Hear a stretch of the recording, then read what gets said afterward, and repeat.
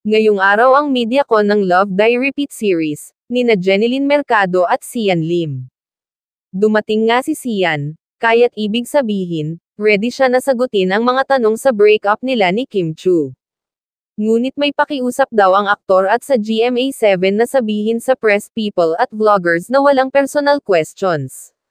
Ipagbabawal ang tanong tungkol kay Kim bilang respeto na rin sa kapareha niyang si Jen.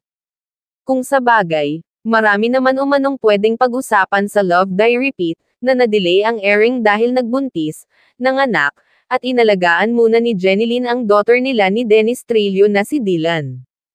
Pwede ring alamin kung bakit unang hinawakan ni Direk Irene Villamor ang series at tinapos ni Direk Jerry Lopez Sineneng. Hindi ba nabago ang direksyon ng serye nang magpalit ng director? May mga natuwa kay Sian dahil sa inaming pinapanood lang niya noon sa telebisyon si Jeneline at ngayon, kapareha na niya. Si Jen, lagi kong inaasar na bata pa lang ako, Jeneline Mercado ka na eh. Pinapanood kita, nasa notebook ka pa nga eh.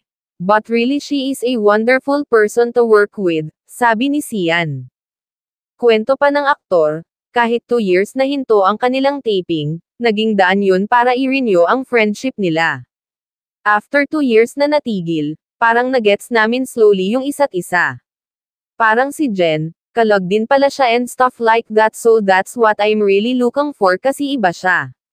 I hope they can see the comfortability, we're just being comfortable with each other and I think that's a huge plus and I hope it translates sa screen, dagdag pa ni Sian.